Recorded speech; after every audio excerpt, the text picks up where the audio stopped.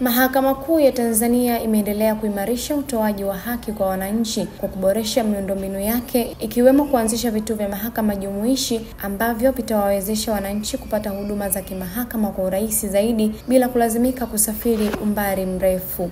Akizungumza na wananchi wa habari leo mkoani Geita, mtendaji mkuu wa Mahakama ya Tanzania Profesa Elisante Ole Gabriel amesema mchakato wa ujenzi wa vituo jumuishi 9 unaendelea kwa kasi. Vituo hivyo vitakuwa na mahakama za mwanzo, mahakama za wilaya, mahakama kuu na mahakama za rufaa. Hii ni News Update Media. Kwa natamani niseme kwanza hii dhana ya vituo jumuishi maana yake nini? Ni kwamba unakuwa na mahakama ya mwanzo, mahakama ya wilaya, mahakama ya hakimu mkazi na mahakama kuu na mahakama ya rufani katika jengo moja.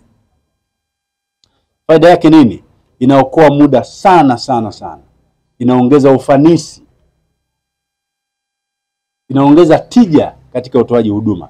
Maana yake pia ni kwamba huyu mwananchi badala ya kutoka mahakama ya mwanzo aende kutafuta mahakama ya wilaya iko wapi, anakwenda tu sakafu inayofuata. Kwa maana hiyo atamaliza majukumu yake mapema na kwenda kwenye shughuli zingine za ujenzi wa taifa.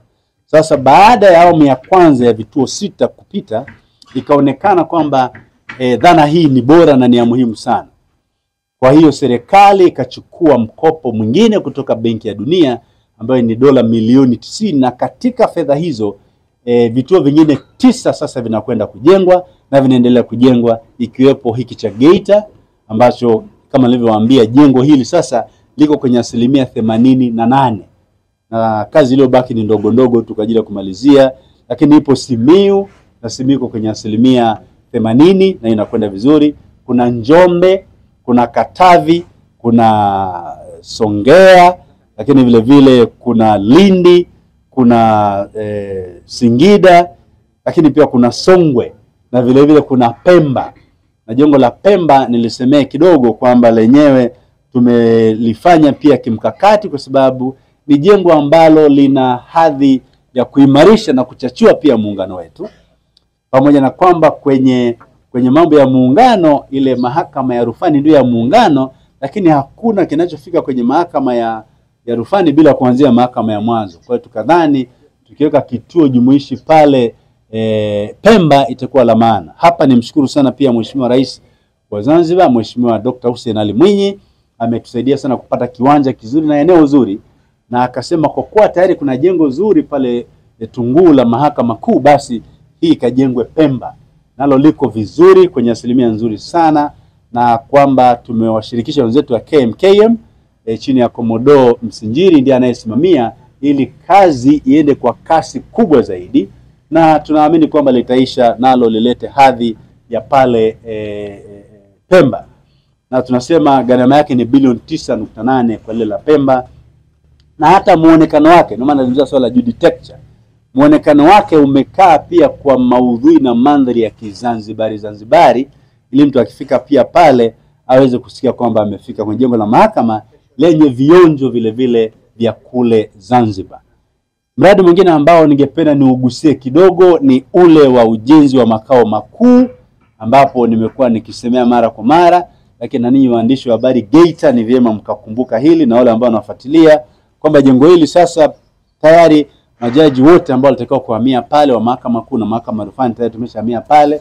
Ofisi ya mtendaji mkuu ilishakuwa pale kuanzia tarehe 29 Disemba 2022. Ofisi ya msajili mkuu tayari iko pale, kwa hiyo jengo linatumika kwa asilimia zote. Ni jengo kubwa la kifahari, nirudie tu kusema gharama yake ni bilioni 9.7. Kwa hiyo ni jengo ambalo ni la pekee, lina ghorofa 9.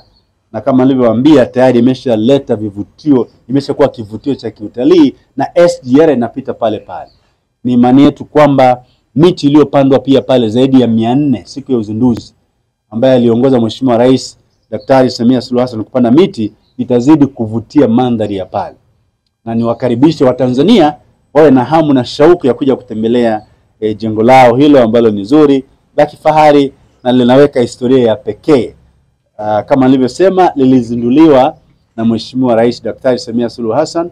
Alizindua miradi mitatu. Jengo la Tume ya Utumishi wa Mahakama ambalo ni bilioni 13.4, akazindua majengo ya makazi ya waheshimiwa majaji bilioni 42.3, lakini pia jengo hili kubwa sasa la kihistoria la mahakama ambalo ni bilioni 129.7, tunaita a gigantic building, yani jengo ambalo ni la namna yake. Lakini tunachosema ndugu zangu, haya yote sasa yamefanyika, pengine ni vyema kufahamu kwamba faida ya vyote hivi vilivyofanyika ni nini. Moja ni kuhakikisha kwamba kupata haki imerahisishwa sasa kwa kiwango kikubwa sana. Kupunguza umbali ule wa Tanzania kusafiri. Walikuwa wanasafiri kilomita 400 mpaka 500, mfano imetolewa Morogoro pale Mahenge kwenda Dar es Salaam kupata huduma ya mahakama kuu. Sasa hivi imekuwa ni kitu kingine. Lakini pia tunasema hata gharama sasa zimepungua zaidi, zile za kufata haki, kwa sababu huduma zimekuwa karibu zaidi na ilivyokuwa mara ya kwanza. Hata backlog cases sasa, mwanzoni mwaka 2021 wakati Mheshimiwa Daktari Samia Suluhu Hassan anaingia madarakani, backlog ilikuwa 10%, lakini sasa tunazungumzia 3%. Kwa hiyo tunaona bado mambo yanakwenda kwa kasi kubwa sana. Backlog maana yake ni kesi ambayo imechelewa, imekaa muda mrefu mahakamani. Nchi zingine jirani, sitaki kutaja jina, wao kwenye 57%. Sisi tuko kwenye 3%. Walipotutembelea tulipoambia 3%, wakasema nafikiri mmesahau 0, labda ni 30%.